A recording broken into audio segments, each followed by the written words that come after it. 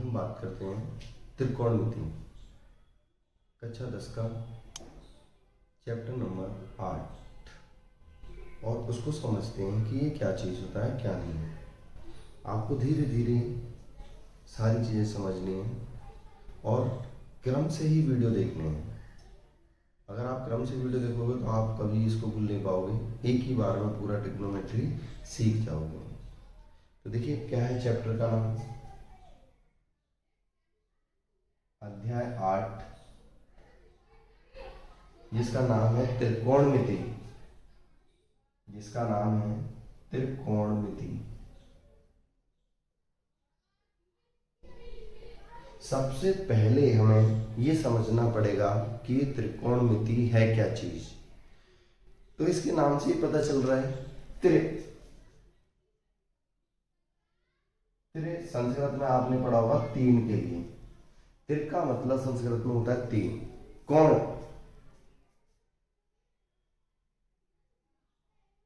कोण का मतलब आपने ज्योमेट्री में पढ़ा होगा या ज्यामिति में पढ़ा होगा, जब दो रेखाएं एक जगह मिलती हैं तो कोण का निर्माण करती हैं। अब कोण बहुत प्रकार के होते हैं, उनके बारे में ना बात करते हुए आगे चलते हैं। मिति, मिति मिति मतलब होता है मापना या मापन, मतलब 3 कोणों के मापन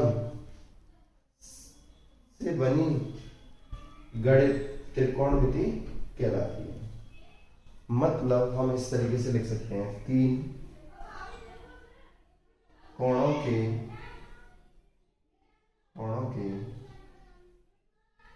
मापन पर बनी गणित त्रिकोणमिति कहलाती है। त्रिकोणमिति कहलाती है। तो 3 कोण और उनका मापन और मापन के आधार पर बनी हुई गणित। अब ये अलग बात है त्रिकोणमिति, ये भाषा और ये परिभाषा हमने अपने आधार पर ही बनाई है, किसी किताब में आप ढूंढने जाएंगे तो शायद ना मिले। तो 3 कोणों के मापन पर बनी या मापन के आधार पर बनी गणित क्या है, त्रिकोणमिति के अंदर पढ़ी जाती है। अब ये तो समझ में आ रहा है कि 3 कोण होंगे तो बनने वाली जो आकृति होगी वो क्या होगी, त्रिभुज। जिसमें 3 कोण होते हैं वो कौन सा है, त्रिभुज। तो देखते हैं 3 कोणों पर बनी आकृति हम देखें तो एक त्रिभुज होती है, आकृति त्रिभुज भी होती है, त्रिभुज होती है। मतलब बंद आकृति होनी चाहिए तभी तो त्रिभुज बोलोगे। अब कोई बच्चा कहे मैंने 3 कोण लिए सर, 1 2 और एक और ले लेगा 3, लेकिन बंद आकृति भी तो लिख लो। चाहो तो यहाँ पे लिख सकते हो बनी बंद आकृति, लिखना चाहो तो 3 कोणों पर बनी बंद आकृति त्रिभुज होती है। अब हम आगे बढ़ते हैं, ये हर त्रिभुज पर लगती है या कुछ ही त्रिभुज पर लगती है, ये भी तो हमें पता होना चाहिए कि सारे त्रिभुजों पर लगेगी या नहीं लगेगी। अगर लग रही है तो किस किस त्रिभुज पर लग रही है। तो त्रिकोणमिति जो है अपनी वो सिर्फ समकोण त्रिभुज पर लागू होती है। त्रिकोणमिति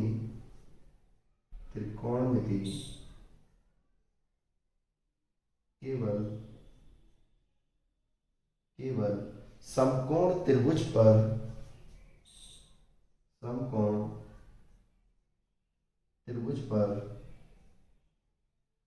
लागू की जाती है। अब आपको समकोण त्रिभुज भी पता होना चाहिए कि समकोण त्रिभुज कैसे होते हैं, उसकी परिभाषा पता होना चाहिए, ABC। समकोण त्रिभुज में एक कोण, केवल एक कोण 90 डिग्री का होता है, अन्य दोनों न्यून कोण होते हैं। अगर आपको समकोण त्रिभुज नहीं आता तो समकोण त्रिभुज देख लीजिए। समकोण त्रिभुज ऐसा त्रिभुज जिसमें एक कोण 90 डिग्री तथा अन्य 2 न्यून कोण होने चाहिए। तो आप ये त्रिभुज में पहले भी पढ़ चुके होंगे। तो यहाँ पर ये है अपना 90 डिग्री। अब इस पर पूरा का पूरा त्रिकोणमिति चलता है। त्रिभुज में भी कौन से समकोण त्रिभुज पर, जब समकोण त्रिभुज पर चलता है तो उसके बारे में परिभाषा भी पता होना चाहिए। समकोण त्रिभुज में एक कोण 90 डिग्री का होता है, अन्य दोनों न्यून कोण होते हैं। अब इस पर ये गणित चलता है जिसे हम बोलते हैं समकोण त्रिभुज। जो समकोण त्रिभुज होता है उसमें तीन भुजाओं के अलग अलग नाम होते हैं। सिर्फ इसी त्रिभुज में सबके अलग अलग नाम होते हैं। 90 डिग्री के सामने वाली भुजा या सबसे बड़ी भुजा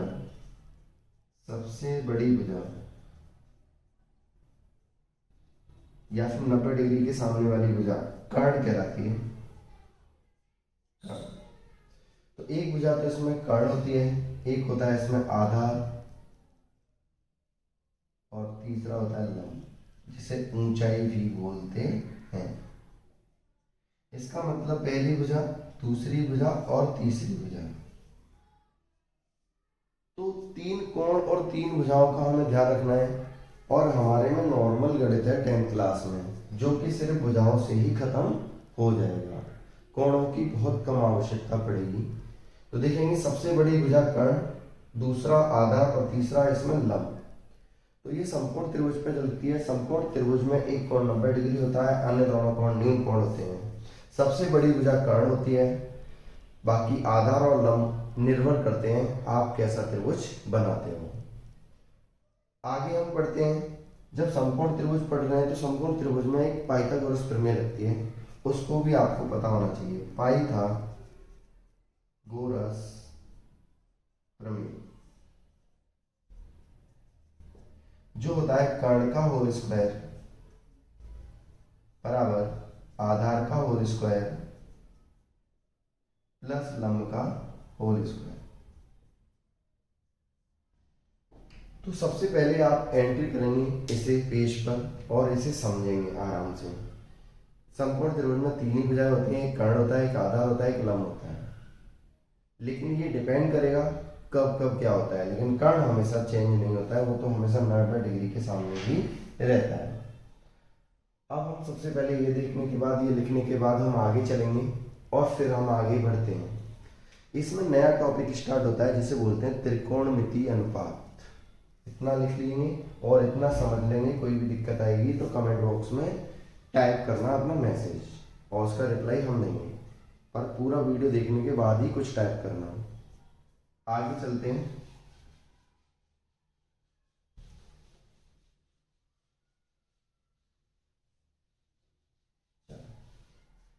अब इसमें सेकंड टॉपिक स्टार्ट होता है त्रिकोणमितीय अनुपात। त्रिकोणमितीय अनुपात बच्चों ने अनुपात पहले पढ़ा होना चाहिए।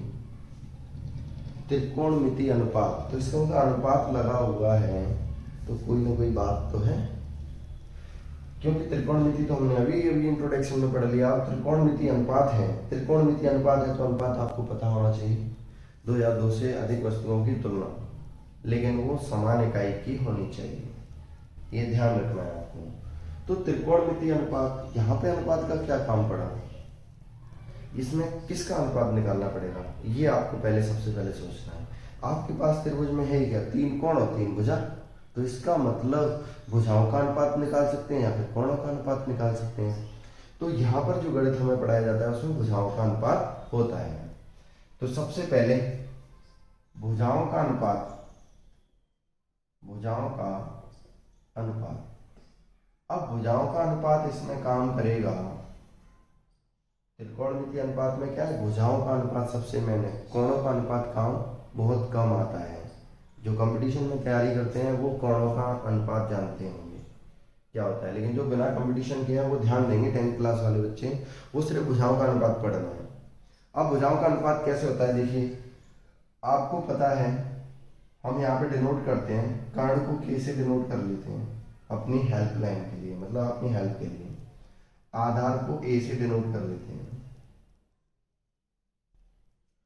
और लंब को एल से डिनोट कर लेते हैं। तो आप देखिए अनुपात, दो या दो से अधिक, दो का अनुपात निकाल लेते हैं पहले। तो देखिए किस तरीके से, पहले लंब और आधार का निकालें, फिर आधार कर्ण का अनुपात निकालें, इस तरीके से अनुपात निकाल सकते हैं। तो इसका मतलब कैसे बनने वाले हैं, तो हम एक शॉर्ट ट्रिक देखेंगे और कितने अनुपात बनने वाले हैं ये भी देखते हैं। तो हमारे जो गणित में बनाए गए हैं वो है लाल बटे कक्का, ये हमारे पास शॉर्ट ट्रिक है, शॉर्ट मेथड। हमारे पास जो अनुपात है वो लाल बटे कक्का है। अब इससे हमारे अनुपात बनेंगे कौन कौन से, देखिए एल बटे के, एल बटे के, पहला ही एल बटे के, दूसरा देखिए अनुपात ए बटे के, तीसरा देखिए एल बटे ए। तो हम अनुपात देख रहे हैं तो अनुपातों का देखते रहिए और उनको समझिए कि मैंने कैसे तरीके से लिखे हैं। जो पहला वाला अनुपात आता है लंब और कर्ण वाला, जैसे हमारा नामकरण किसी ने किया ऐसे ही वैज्ञानिक ने दो भुजाओं का अनुपात, इसको इस तरीके से भी लिख सकते हो एल अनुपात के, और अनुपात को आपको पता है बट्टे में लिखते हैं। इसका मतलब ये क्या है, आधार अनुपात कर्ण, दो भुजाओं का अनुपात, ये क्या है लंब अनुपात आधार। तो ये अनुपातों को, त्रिकोणमितीय अनुपातों को कुछ स्पेशल नाम दिए गए, उनके भी शॉर्ट नाम दिए गए। तो हम जब सवाल करते हैं तो एल बटे के को साइन लिखते हैं, और यहाँ पर आप मान लीजिए थीटा, थीटा यहाँ पर एंगल है, कोण है, जहाँ पर व्यक्ति बैठेगा। ध्यान करना, आपको साइन थीटा ही लिखना है सिर्फ, और थीटा यहाँ पर कोण है जहाँ पर व्यक्ति बैठा हुआ है, ठीक है।